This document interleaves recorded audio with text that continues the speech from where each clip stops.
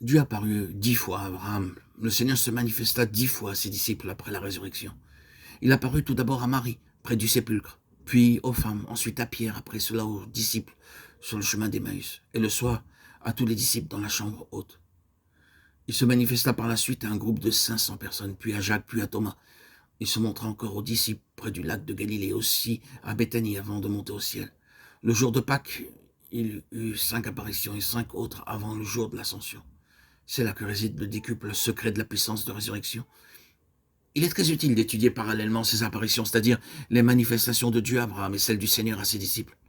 Dans Genèse 17:1, l'Éternel prononça les paroles suivantes. « Je suis le Dieu Tout-Puissant », afin qu'Abraham puisse prendre plaisir à la grande puissance de Dieu, à qui rien n'est impossible. Le Dieu d'amour et de miséricorde désire que nous possédions la foi capable de faire l'expérience de la puissance de résurrection de Christ et d'y prendre plaisir.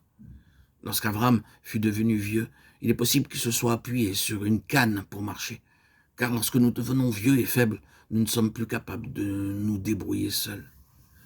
N'est-il pas vraisemblable d'imaginer sa déception et les doutes qui s'insinuaient dans son esprit? Dieu m'avait promis un fils, se répétait-il, mais jusqu'à présent, il n'y a pas encore d'enfant. À ce moment-là, c'est comme si Dieu lui dit « Jette cette canne, tiens-toi droit, je ne veux plus que tu aies l'air d'un vieillard. Tu es un jeune homme et non un vieillard. Qu'importe si aux yeux des autres tu parais très vieux, devant moi tu es toujours jeune. » Abraham jeta donc cette canne qui est la manifestation de l'incrédulité et de la déception et révèle la faiblesse humaine. Il marcha droit comme un jeune homme.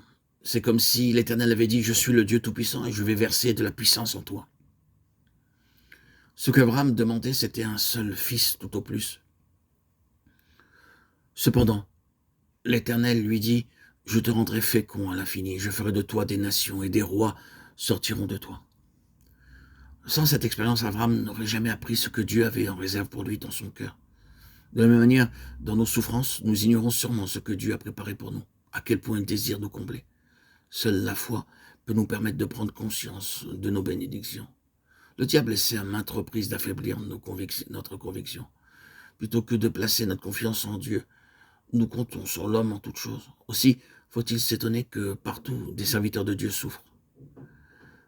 Même s'ils parlent de Tout-Puissant dans leur prédication, ce qui nous frappe, c'est qu'ils passent bien plus de temps à quémander. Ils mendient pour avoir de l'argent, du lait en poudre, des chaussures et bien d'autres choses, par l'intermédiaire de leurs lettres, de leurs images, de leurs photos et d'autres moyens astucieux. Ce sont des mendiants au service de Dieu. Or, nous devons démontrer que notre Seigneur est un Dieu Tout-Puissant. Celui en qui nous croyons et que nous prêchons est un Christ vivant, disposé à tout nous donner. Ainsi que Paul l'écrit dans Philippiens 4:19. « Mon Dieu pourvoira à tous vos besoins. » C'est en glorifiant le Seigneur Jésus-Christ dans nos vies que nous manifestons par la foi la puissance de sa résurrection. Parce qu'il désirait révéler la puissance de sa résurrection dans la vie d'Abraham, Dieu vint pour conclure une alliance avec lui. Dans Colossiens 11, nous trouvons l'expression « fortifié de toute puissance ».